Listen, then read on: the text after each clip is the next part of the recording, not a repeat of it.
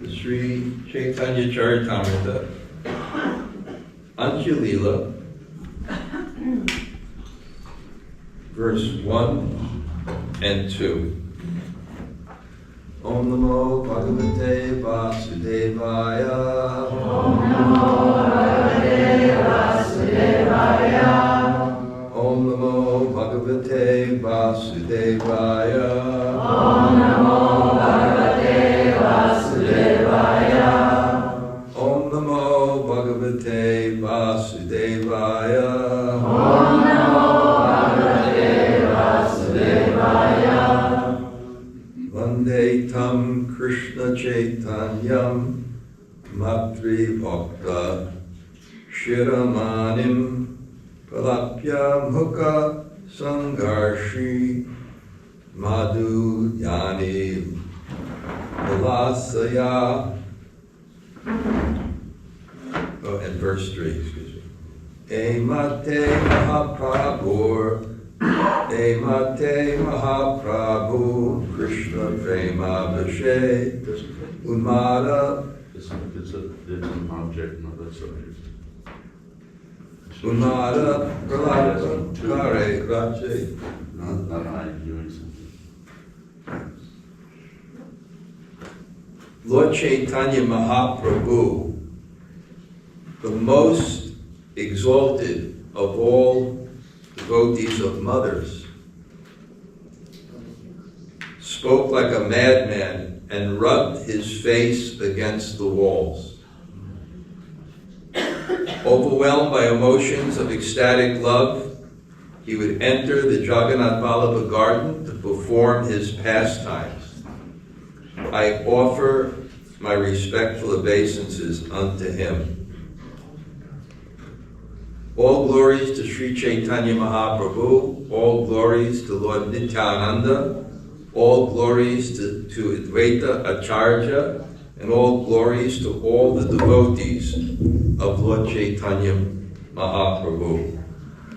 In the ecstasy of love of Krishna, Sri Chaitanya Mahaprabhu thus behaved like a madman, talking insanely all day and night.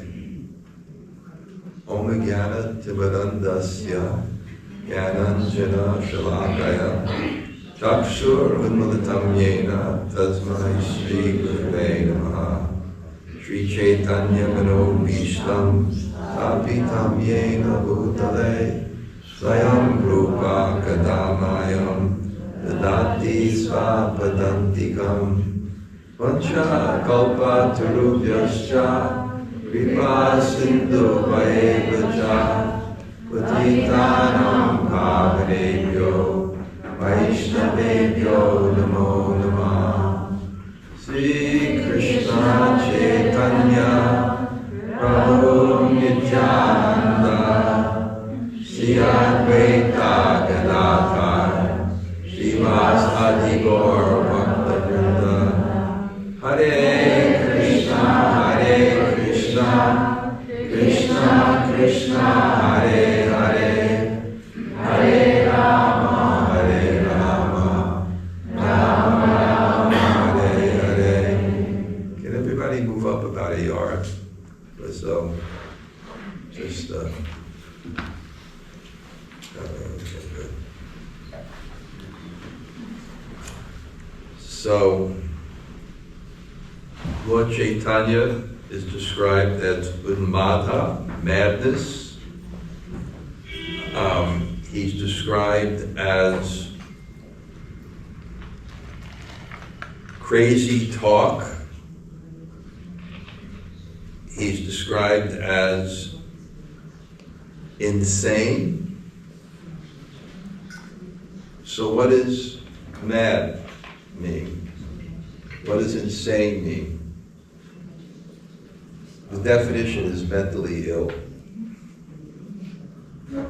So, on the face value, he's exhibiting the symptoms that normally we would consider mentally ill.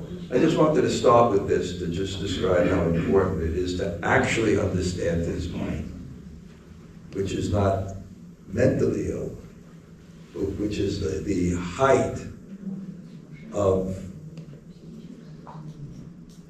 mental health in one sense. Because a crazy person is an illusion. And illusion means you don't see what's there, or you see what's not there. So we're an illusion. God is there, we don't see God. We see ourselves as the body, but we're not the body. What was one of Prabhupada's, you can remind me, some of my godbrothers, one of Prabhupada's first books was Who is Crazy? Who is Crazy? Who is Crazy, and it was after they put one of the first devotees shaved up and walked out like this, and they put him in a mental institution. So Prabhupada said, who is crazy? And when you actually, Harbo,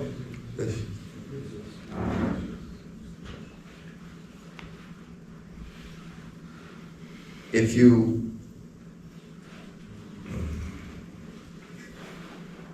and when someone has pure consciousness, there's no more illusion, actually. There's a spiritual illusion. It's Yogamaya. But there's no, because why don't we see God? Because we don't want to see God.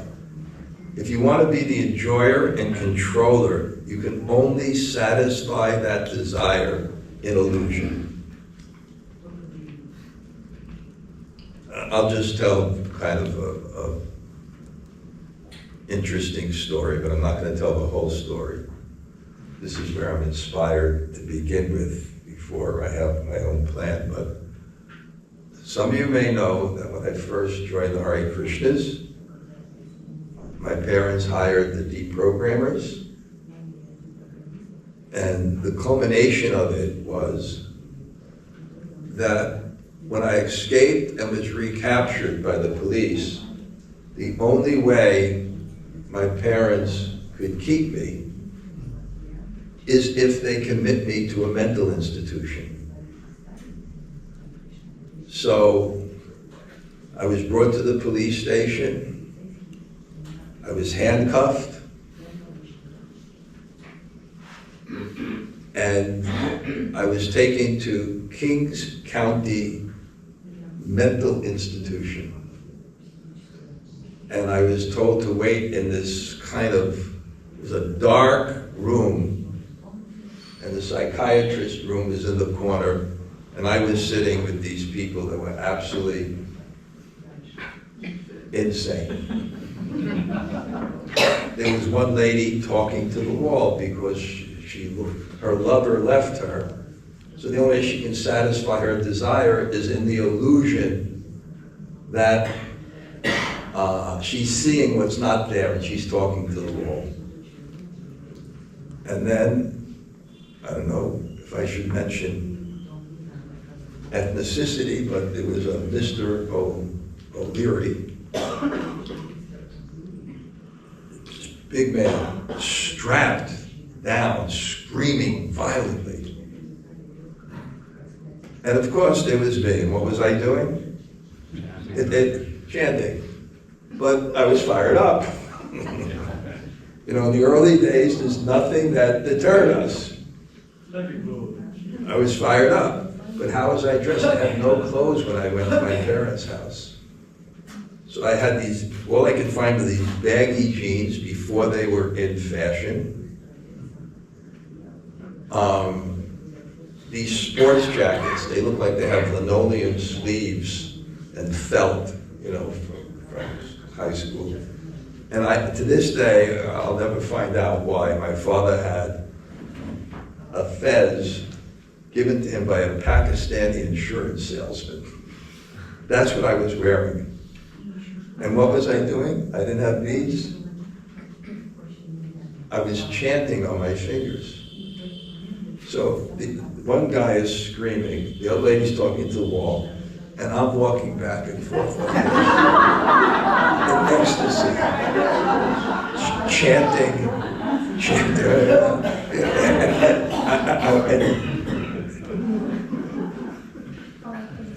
So the psychiatrist interviewed my parents first to make the complaint that this person is crazy. So I went to the psychiatrist, Mr. Cohn, and he asked me if I was hallucinating. And we were fired up. So I had read the Bhagavatam the morning before, and there was this, I can find it for tomorrow probably, and there was this purport in the Bhagavatam.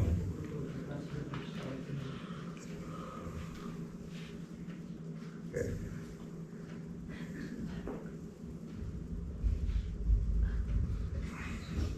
Maharaj, your mic is not on. My mic is not on? The small one, it's not on. So why don't you just say my mic is not on? Small one, the middle one. Oh, okay.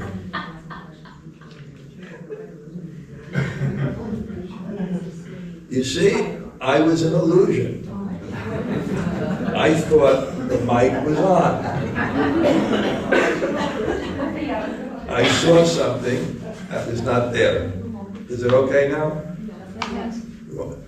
You want to hear the rest of the story? Yes. So I read a purport by Prabhupada, and I repeated the purport verbatim, almost. And I said, although I'm not hallucinating, it can't be said that I am seeing the same thing as you. Just like a rose. Just like a rose. If you're a theistic, if you're not a devotee of God, you see it as separate from God and meant for your own enjoyment. And if you are a devotee of God, you see it as God's energy and meant for His service. So although I am not hallucinating, it can't be said that I am seeing the same thing as you.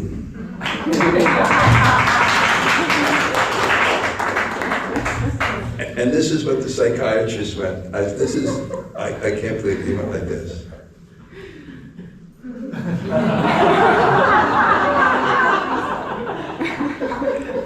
And then he said to me, he said, this is very intelligent. I think your parents are crazy.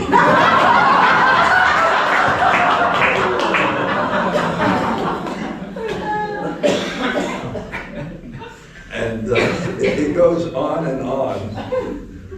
But, well, as Pancharatna knows, and you can ask him the story how he first joined, we were crazy. We didn't see things the same way. Well, so, anyway, that's a story of, if you're not a devotee, you're because of your desire to enjoy, which you can't have within your nature. God can only fulfill it in the illusion.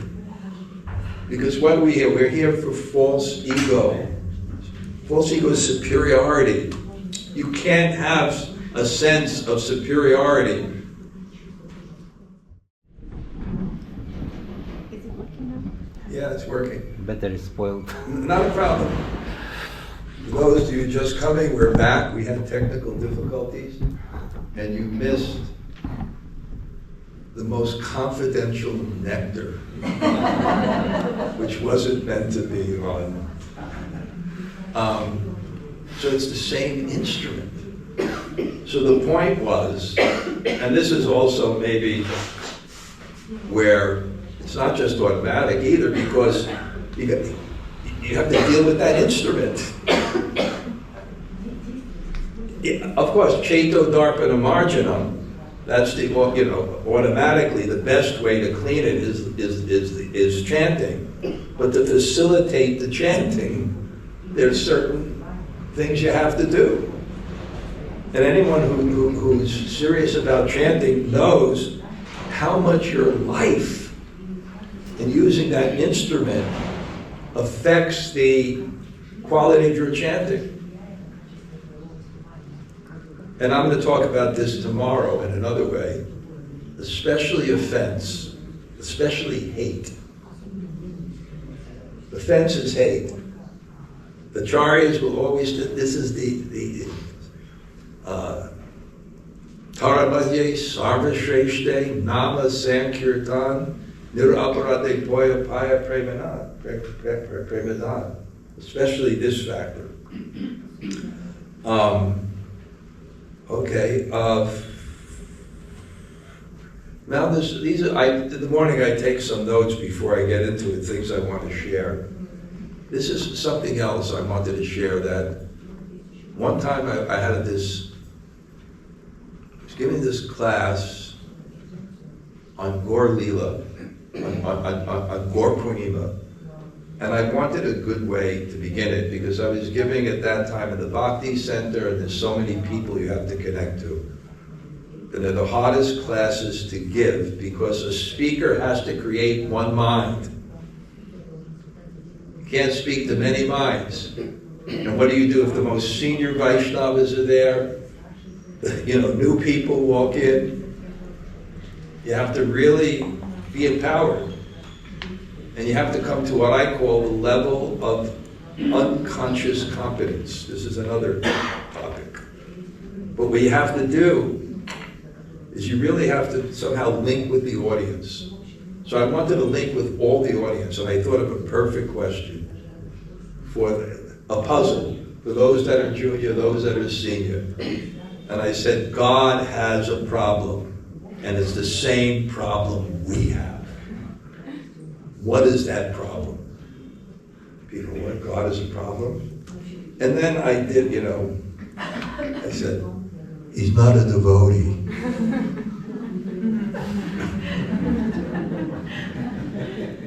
That's God's problem. He's not a devotee. So the whole story of Gaur Lila is God becoming a devotee. I mean, he's coming to experience the love of Srimati Radharani, but also to teach us that we have to develop our relationship with Krishna. And it's like there's so many things we can get from it. For example, in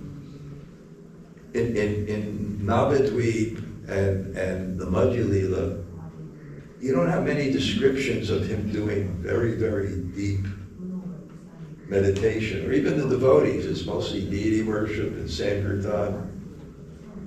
And then, like I said, the last 18 years are in Jagannath Puri, 6 years more with the devotees, and then at the very end, he goes into his Nirjan Bhajan. Well, one of the objectives of this retreat is to kind of live the life that what Chaitanya set the example to follow. Maybe not the last 6, but the general life of the CC, the Sangha of devotees, the incredible kirtans, the loving exchanges of prasadam, hearing Hari Katha, and therefore getting an experience. The most important thing in spiritual life, of course there's many most important things, but I think I could say the most important thing is faith. And I have the definition of faith that I like the best was done by the top Christian apologist. Apologist means one who rationally defends the faith. So I would follow these Christians that were dedicated not just to Christianity, but theism. So he was asked a question to define faith, and it was revelatory. He said, faith is trust by experience. It's one of your experience becomes your objective. Your faith is your objective. Or as Prabhupada said, faith means unflinching trust in something sublime. And if you think it's drugs, that's your faith. If you're like this all day, that's your faith. Faith is not just I believe or don't believe. It's your conviction. And therefore, experience is so important. Probably initially, most of us came by experience. And I would say the other thing that gave us faith is that when we somehow had the faith to read the books and to look at the world through the lens of the Gita and see how clearly it describes what the world is and how to live in it in such a profound way that we never could have imagined by our own eyes. But that trust by experience. So this is what I think the retreats are about, because you don't get that experience unless you practice. And practice is defined in the Yoga Sutras as concentration without interruption over a prolonged period of time in the right mood. That's what practice is. So if you want faith, you have to have a practice. It means you're in the morning, it has to be concentrated, and then you'll get an experience. And another analogy, personally composed, is I gave that thing the magnifying glass and the piece of paper. And in the scientific experiment, you concentrate the sun on it. It doesn't burn immediately. If you're like this and this and this and this and this and this, it doesn't burn no matter how long it is. It has to be concentrated. Bhakti-rasa Swami told me something very interesting.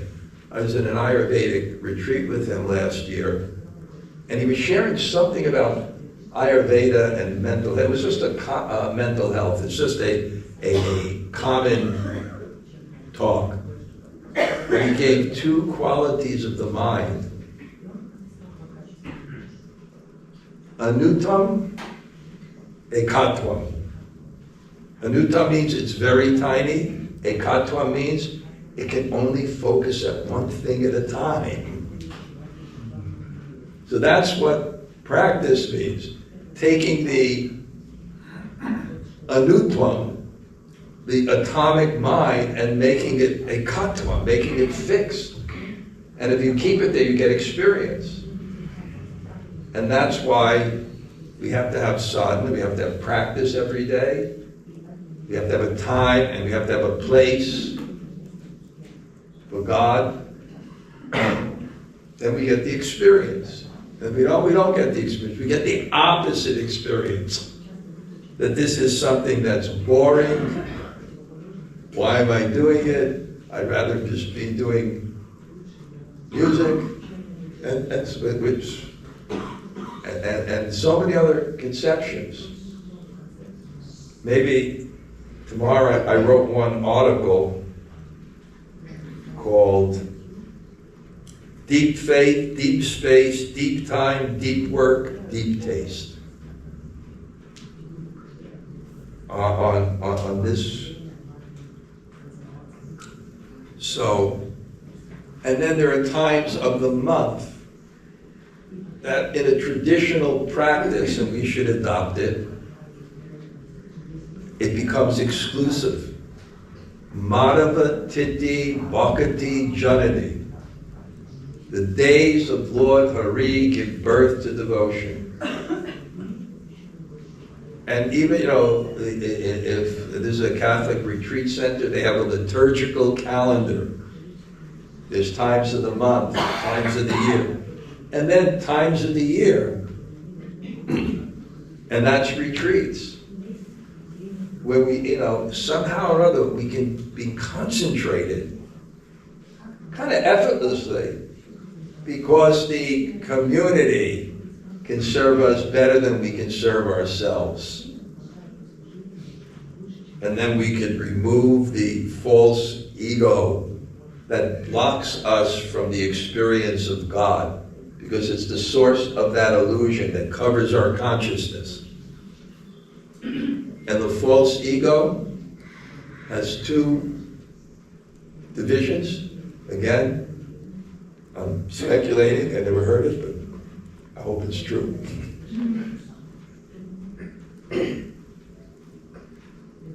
To try to be superior, they try to be superior by promoting ourselves, and to try to be superior by putting others down. Now I found the verse. Icha dvesha samutena dvandva mohena bharata. Icha dvesha samutena dvandva mohena bharata. This is our illusion. Superiority. Putting others down. Hate. Especially this hate. And we think we don't have it. Envy is just so powerful. Envy is so powerful. This is an also thing. What was in Lord Chaitanya's mind? He's here in Puri. He's bringing Rupa Goswami into the assembly of devotees. Bhakta Rupa. Rupa Goswami into the assembly. Bhakta Rupa. He brought Bhakta Rupa. It's Bhakta Rupa Goswami's coming into a new devotee. Formerly, apparently, not even from the Hindu faith, it appeared. He was just new devotee. And he's not exactly a new devotee, but he starts chanting this poetry that blows people's minds. Especially this verse. If you ever heard Nityananda, who used to come to our retreat, he was so expert. Tunde, Tundavani, Radim, Vidunute, Karna, Kroda. It has so much alliteration and rhyme and this and that and the whole thing. And it's glorified. When Haridas Thakur heard him sing that verse on the holy name,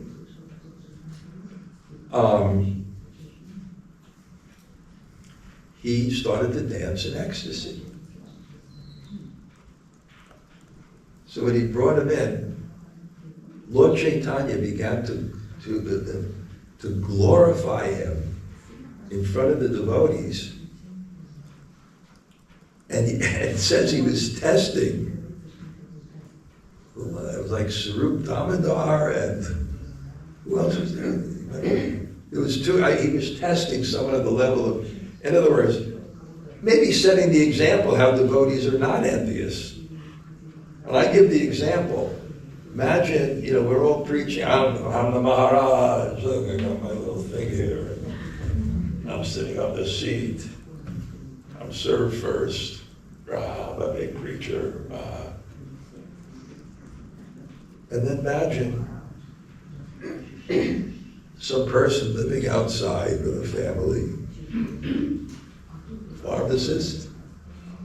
When Prabhupada came to New York, he was speaking to one devotee who used to be a drug dealer. So he just was curious with this devotee. He said, "What did you do before you became a devotee?" He said, "I sold drugs." Prabhupada said, "Me too, I also sold drugs." I was also a pharmacist. So, I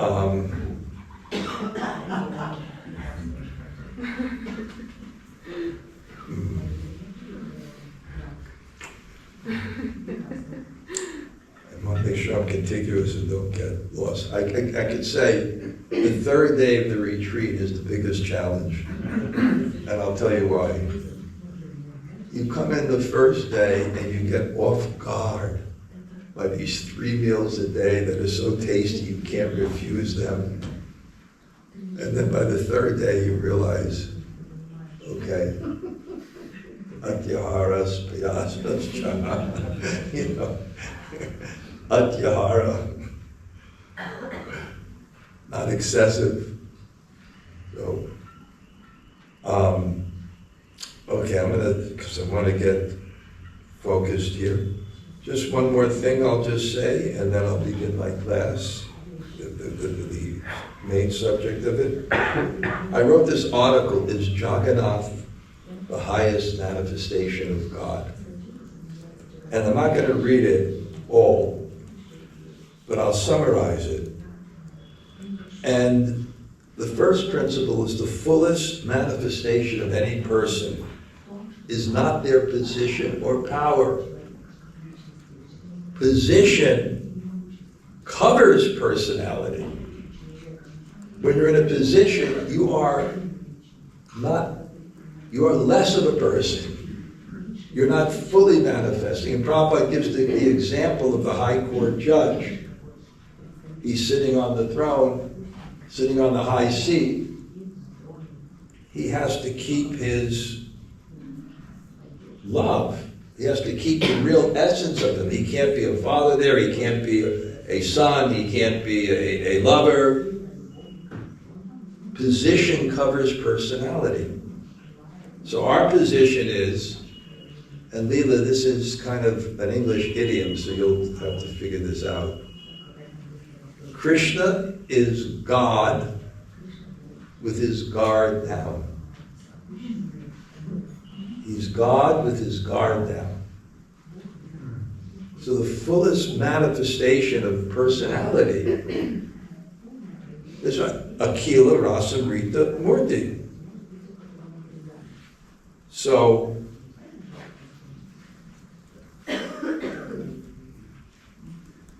certainly there can be no manifestation higher than Krishna. But the question comes, what is the fullest manifestation of Krishna? And this is where we come to Jagannath. Krishna, like any person, gives his heart in proportion to the love he receives. The most intense love is Madhurya Ras. And Krishna gives himself most fully to the gopis. Prabhupada, I like how Prabhupada discussed the different relationships. He describes that they increase in freedom. If you're the friend, you have more freedom than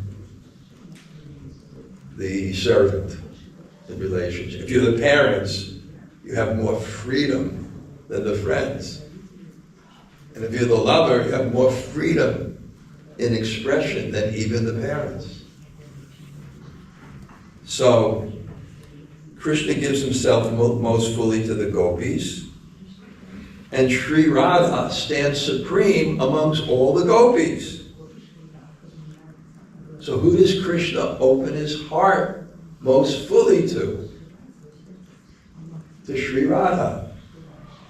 Therefore, the fullest manifestation of Krishna is in response to Radha's love, specifically the height of that love, the peak of her separation from Krishna.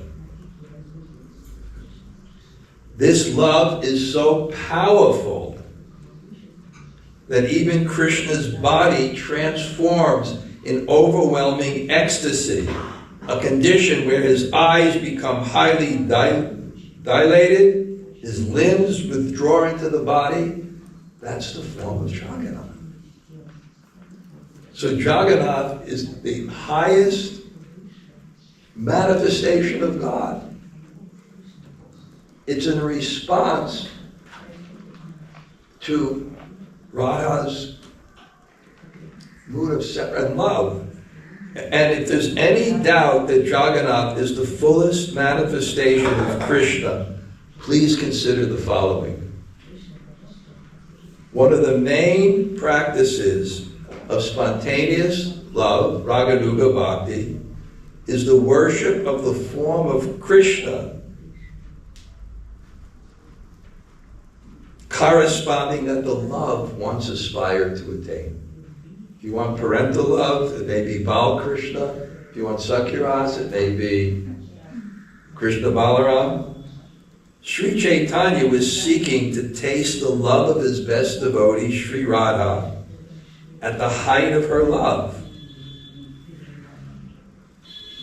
and therefore accepted Jagannath as his worshipable Lord and spent the last 18 years of his life in Jagannath Puri. And even 1 year, Sri Chaitanya stayed in Sri Rangam for the 4 months of the rainy season where the deity of Vishnu presides and there's no Jagannath temple. And he personally carved his own Jagannath deity to nurture his love. Can there be any doubt that Jagannath is the highest form of God? It makes sense? I made it up. I wanted to just didn't make it up, but Madhavananda, any thought?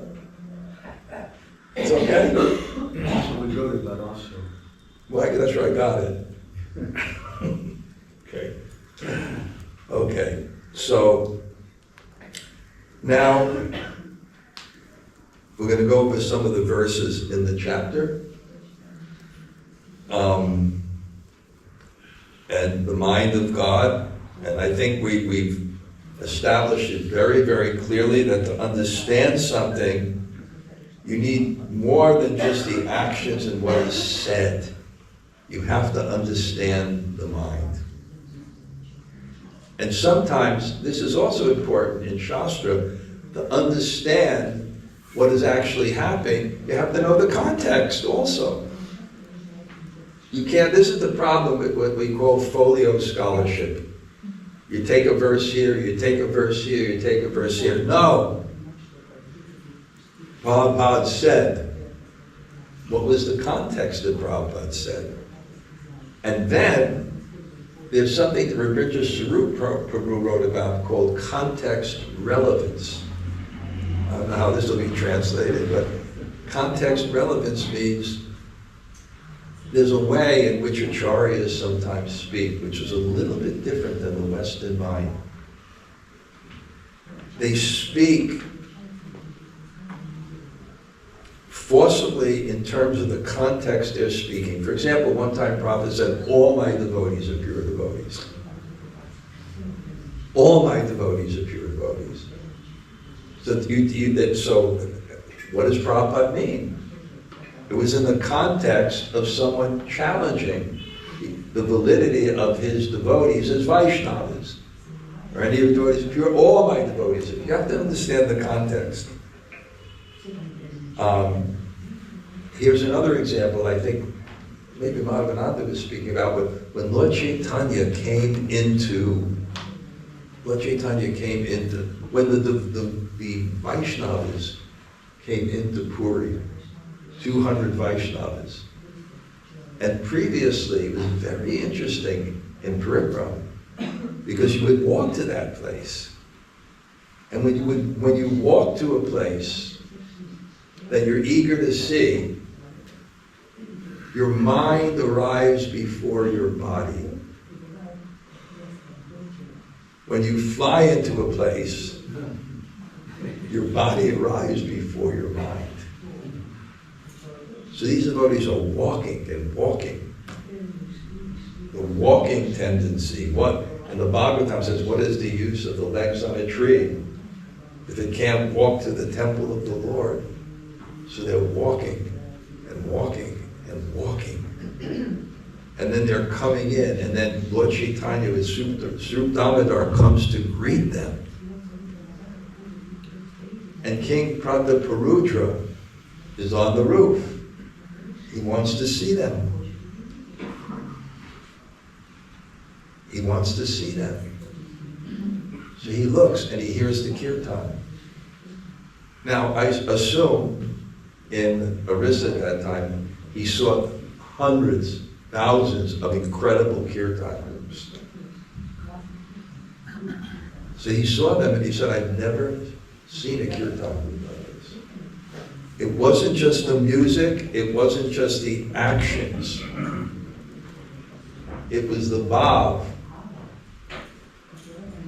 Kirtan is when the bhava in the heart is expressed through the discipline of music. The discipline of music is very important because rag and tal increases emotions if it's done properly. But what emotion? So the great kirtaneers that have that Trinada P kirtan, they're focused on glorifying God. Something is carried. And that's why why you want to really hear kirtan from a pure soul. And it's such an interesting process because his words, his music, his kirtan is carrying his heart. So you get to share in the heart of someone of that caliber. And when you hear it, you're not just hearing music. Dr. Fakir Mohan, one of the classes he gave, he said, why is the holy name more merciful than the deity? Because you have to go to the deity, and the holy name will go to you. So now I'm going to read some of the verses, and we'll try to understand the mind. Let's see, first. Okay, so what's the mind? Sri Dina Hoite Prabhu Ara Dasa Hoile Krishnera the Cheda the Shah Viguna Adya. From that day on, Lord Chaitanya's emotional state changed markedly. His feelings of separation from Krishna doubled in intensity. Well, why did they double in intensity? Because we explained this before, because he was just informed that his mission was complete.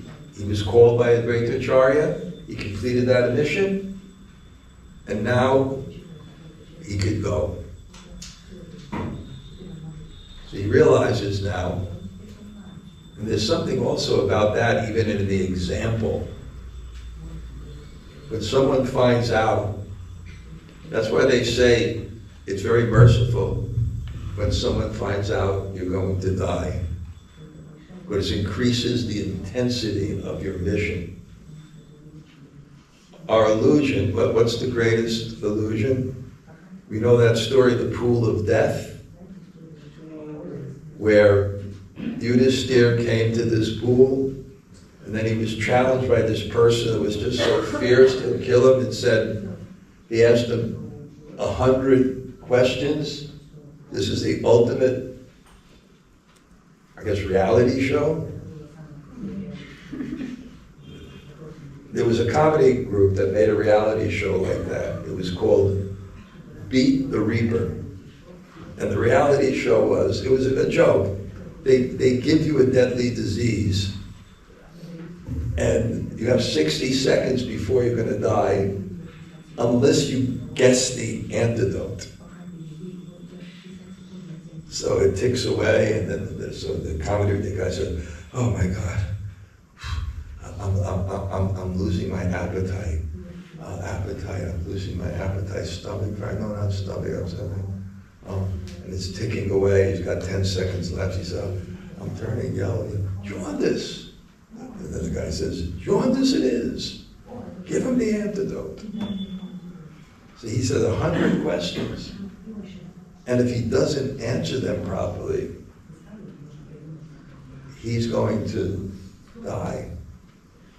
And then I think the 99th question was, what is like a frying pan, what is like the fire, and what's being fried? You know, the material world's like a frying pan, karma is the fire, and we're being fried. Yes! Then, what is the most amazing thing? What is the most amazing, wonderful, inexplicable thing? And the answer was, in the history of the world, everyone has died. Everyone's father has died, this person's father, this person died. But we think we're not going to die. That's the most amazing thing. And then that was the answer. And I saw this psychology. I remember visiting my grandfather in his 90s, 2 weeks before he was about to die. I don't think he knew he was to die. And somehow I went to the funeral. I just happened to be in the area, even though I was a fanatic Hare Krishna. We don't go to brothers' weddings or funerals. Somehow it's there. I went to the funeral. And my uncle gave a eulogy. My grandfather thought he was the strongest of the strong, the wisest of the wise. At the end, this was his words, I thought I was the strongest of the strong, the wisest of the wise, but it's not true. It's not true. So, Lord Chaitanya, he knows now, so he's doubling down his intensity. Okay, I have to figure out where I'm going to go with my class here.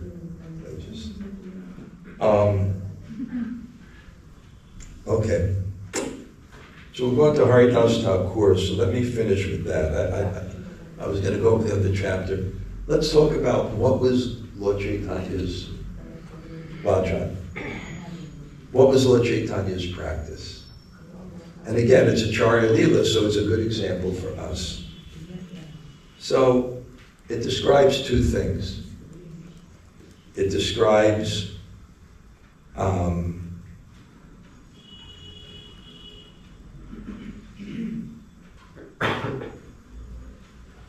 Sri Chaitanya Mahaprabhu stayed awake all night chanting the Hare Krishna mantra, his mind overwhelmed by spiritual ecstasy. So he stayed awake all night chanting Hare Krishna. And then it also describes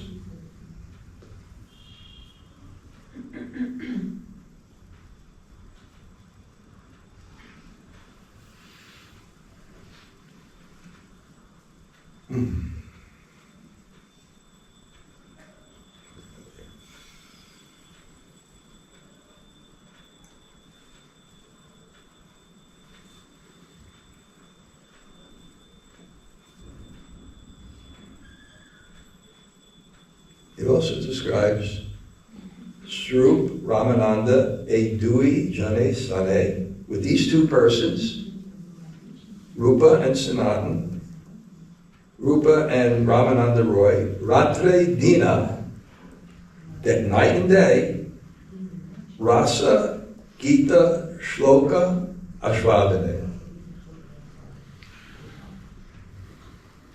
He tasted the blissful songs and verses with his two associates. It comes in the form of the holy name. So when we chant the holy name with concentration, that energy of that relationship begins to awaken. Prema Pramor, and that's the goal, to awaken that sense of connection. And how did he do it? He chanted the verses and songs of the particular mood of devotion he was aspiring for. And why did he do that? Because that creates the relevance, the faith, the inspiration to focus on the holy name. That creates our faith, our inspiration. Therefore, Prabhupada, he described this is also just a story. When I was in the university, the devotees from New York came. And I remember Harikesh Maharaj was Bhakta Bob. And Bhavananda was there. And they sat down right in the student union with that beautiful picture of Radha and Krishna. And then Bhavananda with his hands began to describe the bhakti-rasa beach. And somehow they could speak and people were correct. The bhakti-rasa beach grows and the flowers come at the lotus feet of God.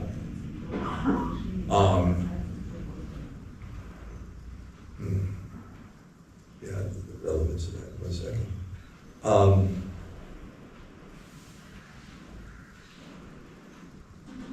Anyway, they would focus on the holy name and chant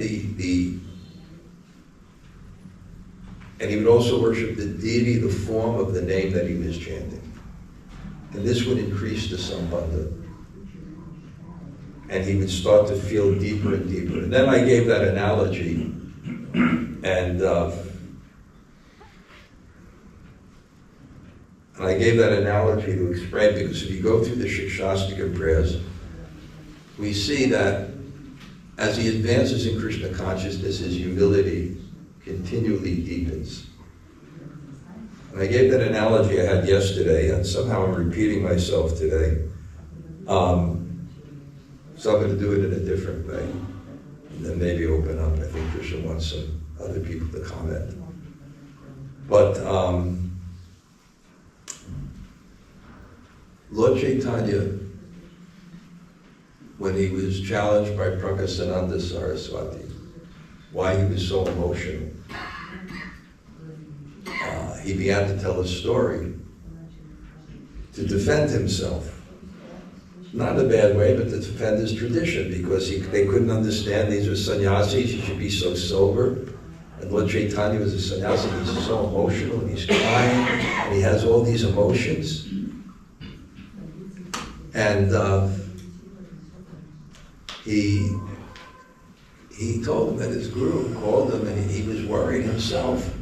I'm supposed to be a sannyasi, I'm supposed to be very sober, and all these emotions are coming, and I'm crying, and I can't control myself. I'm like a mad person.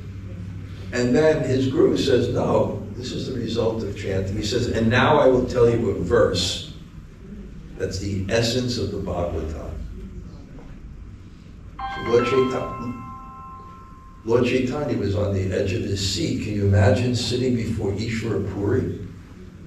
And Lord Chaitanya was a scholar, so they studied the Bhagavatam. I'm going to tell you a verse that's the essence of the Bhagavatam. And Lord Chaitanya sat there, and his guru told him, what's the essence of the Bhagavatam? Evam vrata swapriya nama krita chitanuraga. Evam vrata, making kind of a vrata, determination, to chant. And the previous verse said, without inhibition, without attachment, not just a name, but the name of your beloved Lord. In other words, we can chant Rama, Raghava, Vajra, we can chant different bhajas, and we'll get appreciation in something, but it's nothing like chanting Gauranga Karuna Koro, or Radha Krishna Prana Mora, because there's some sambandha. And that's mentioned also in the Bhakti Sandarbha. Chanting's the best, but the best chanting is the chanting the name of which you have a relationship with. So we are given that. We're given those names in a general way. And even in the Bhakti Sandarbha, when it mentions initiation, it says, what is it? It says, Bhagavat Sarup Gyan, Sambandha Vishesh Gyan. What are you given when you're connected to a particular tradition? With Bhagavat Sarup Gyan, the knowledge of the form of God which you're related to. So that's, for us, it's Radha Krishna and Chaitanya Mahaprabhu. And Sambandha Visheshkai. What is your Sambandha, your relationship? Well, we have this aspiration. And this creates that Sambandha. This is what Lord Chaitanya did. And as he kept focusing and focusing on the holy name, and then initially, as I explained, that he gave these verses for instruction, but now he was tasting them. And why was he tasting them? Because Nam Prabhu, the holy name, was his Ishtadev. It is Krishna. It's the Lord whom he has relationship with. So he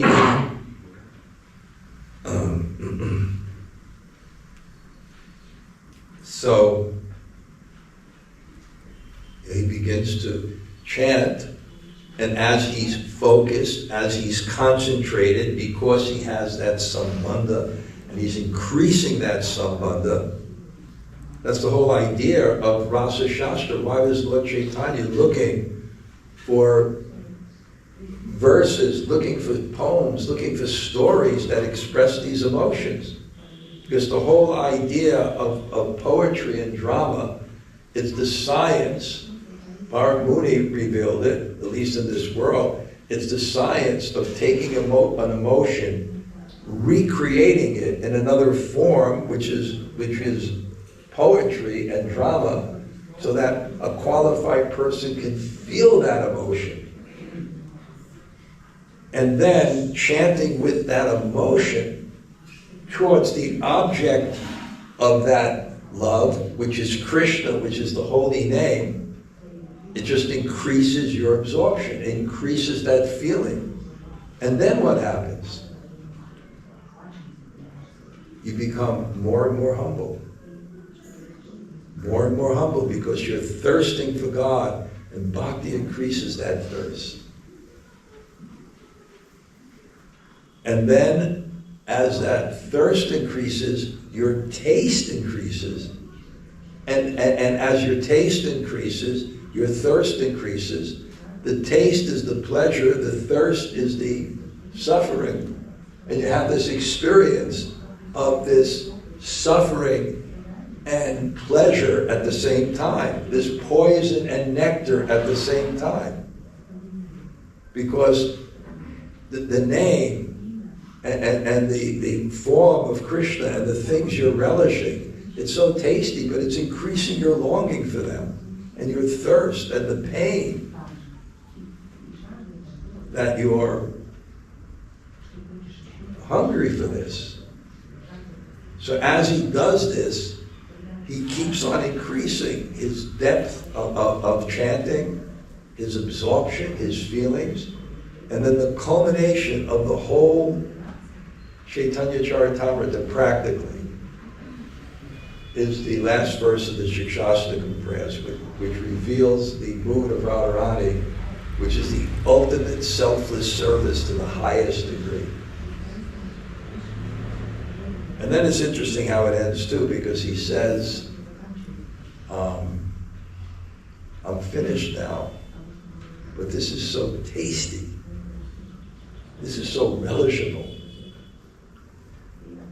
I will summarize the whole thing again.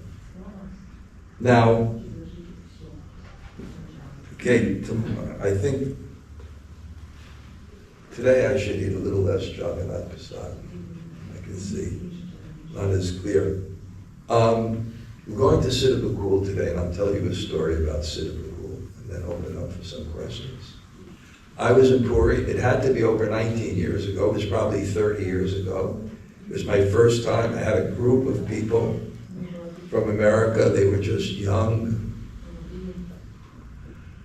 kids, 20 years old, 21, 22. And we went in front of the Jagannath Mandir, and we started doing kirtan.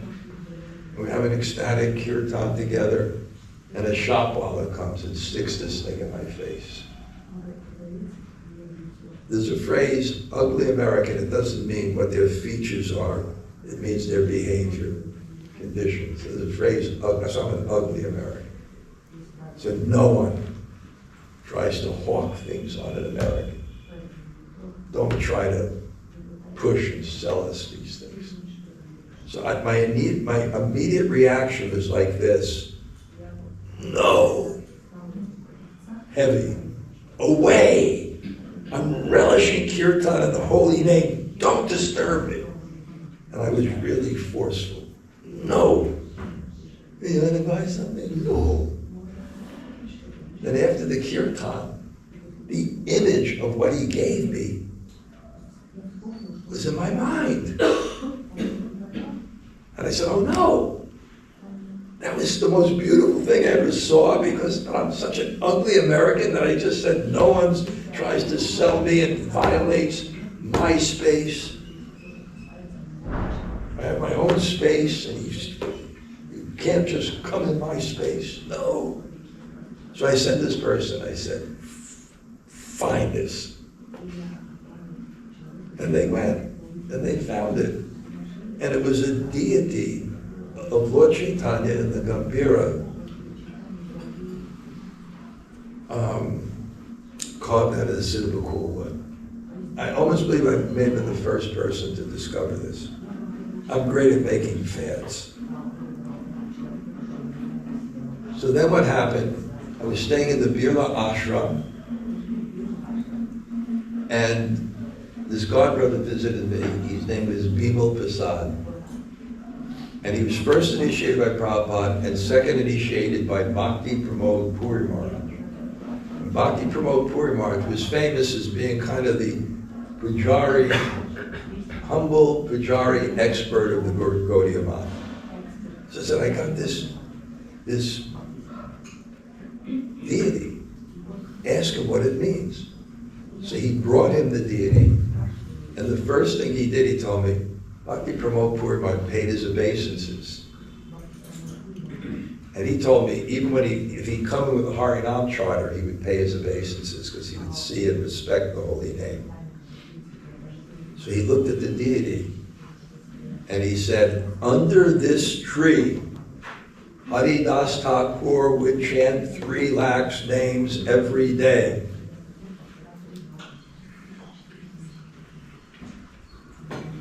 He said, Rupa Goswami under this tree would recite Vedanta Madhava, would recite Lalita Madhava, hearing that vibration, and Lord Chaitanya would come every day.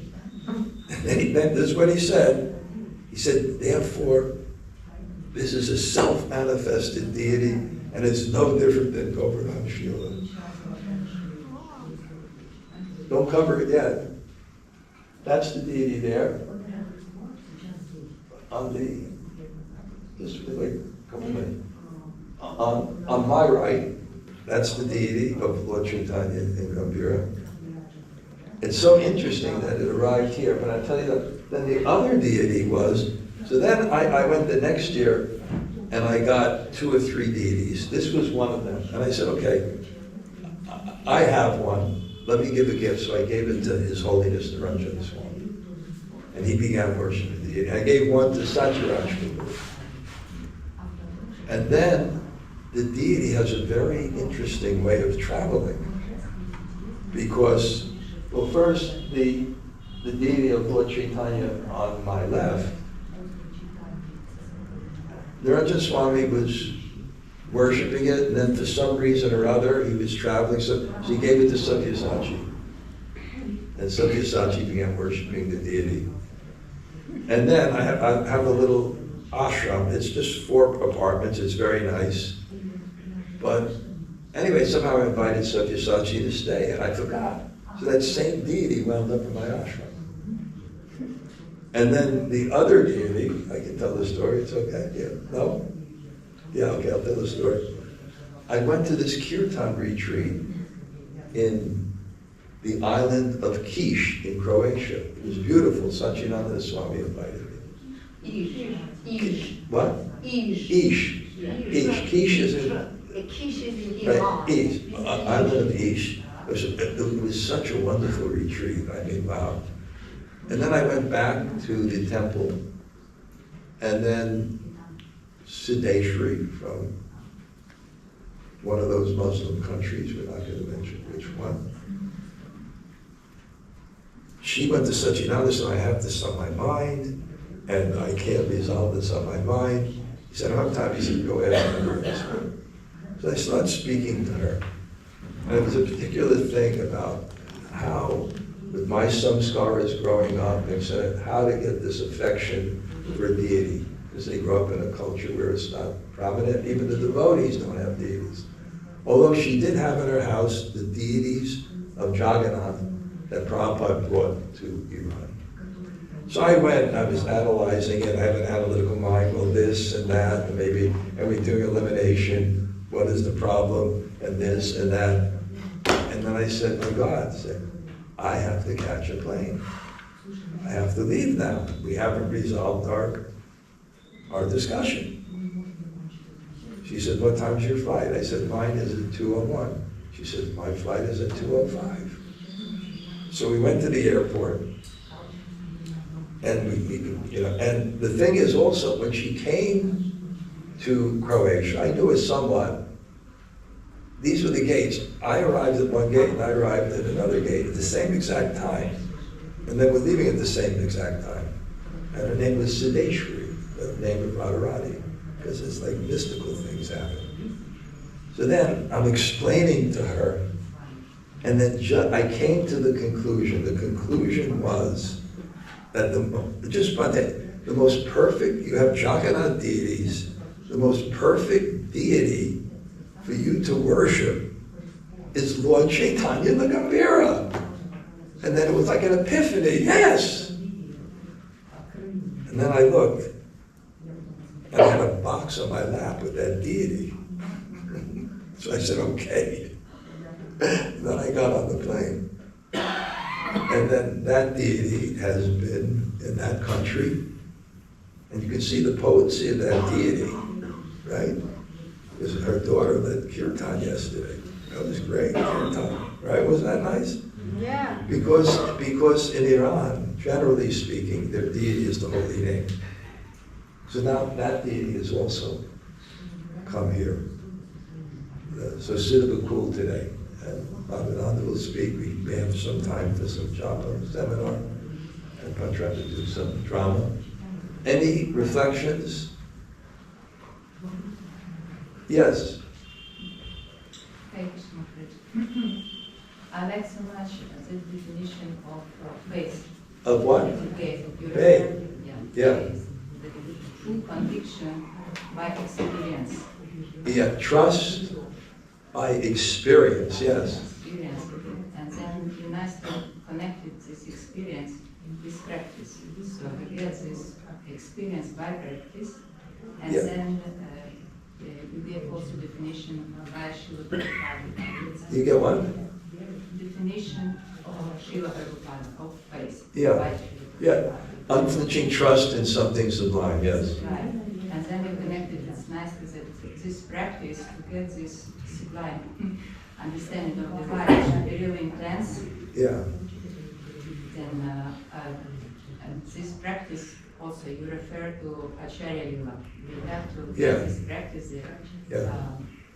Example of this practice from Acharyas, yeah, like Lord Chaitanya. Yeah. Nicely connected all this. And then you explain how Lord Chaitanya practicing. yeah, The whole nine, he was awake, chanting the holy name, Yeah. and complement this feeling that you increase the sambandha, yes, because the connection between an object is most powerful emotionally than even intellectually. yeah, So if you increase the emotional connection of that object by chanting the songs and verses of the person whose name you're chanting, it can increase the concentration, yeah.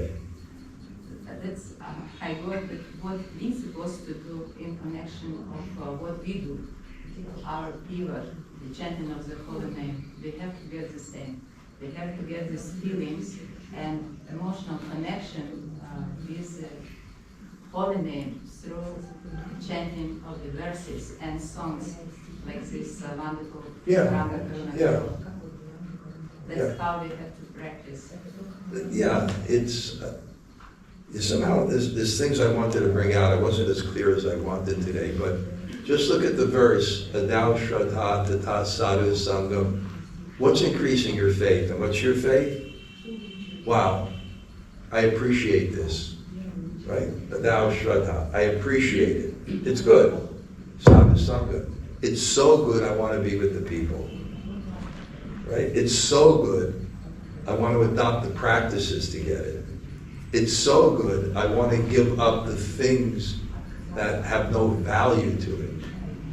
It's so good, I want to be fixed in it. Then when you get fixed in it, you get taste. Just like you have water. Rasa, I'm the taste of water. Why is water, when is water tasty? When it's just water. When is bhakti tasty? When it's just bhakti. And then from that. So your question is? Or just reflection on it, okay. Anybody have any comments? Yes. Often I'm hearing about because you said Mahaprabhu's in Acharya Leela. Yeah. And I get scared because the madness, the intensity of Mahaprabhu's bhava is so enormous. And I'm sitting here thinking, hey, I can't handle that. Is there some other, Some other example? someone else I can follow, that maybe I can just be a little more, Well, we can't, mental. there's a difference between imitating and following. So following means we take the example, we apply it to our lives. Not that we can imitate everything that he did, but the example is there. He took initiation. Commitment changes consciousness. Then he became dedicated, and then he preached. And the examples of this madness are more manifest in this very end of Nirjan Bhajan, at the very end, the last 12 years. So, yeah, how do you follow it? Because I know one God brother, I don't know anybody so sincere in his service. I don't know anybody so sincere in his service. And he's going to continue that till the day he dies. And one time, someone told me this is very interesting. This thing called Ekadas Bhav, you get these 11 characteristics. So someone asked him a simile question. At an advanced stage, what is this? What is this? This is your dress, this is, your spiritual form, right? So he answered in such a nice way. He said, there's two ways. It's just like if you're serving the guru in the kitchen, right? Or he can give you all the ingredients and you have to cook it, right? Or you can assist him. He cooks the meal and then gives it to you to offer to Krishna. So he says, by that type of intense service to Guru, and in terms of when it describes in the shastra how you get this perfection that Lord Chaitanya had, it describes three ways. It can be given by the Guru, it can be by the sadhus, or it can arise spontaneously in the heart. So what we're aiming for is that by following Lord Chaitanya's example, which is the last verse, right? Asli Shiva Padamrita. And if you read those purports, what it is just this ultimate selflessness. So if we exhibit this ultimate selflessness by surrendering to Guru and Krishna, we are following Lord Chaitanya's example. And I think Hari Parshad may have mentioned this, but when Srila Bhakti Siddhanta went to Radha Kund, and they asked him, what is your Siddha mantra? Right? He said, you don't have one. They said, no, we do. He said, what is it? Trinadapi Sanichena, Tororapi Sihishna. Harinam. So I think we do follow his example. We just can't imitate him. Right, Parsha, do you like some comment? You always have something nice to say. Here.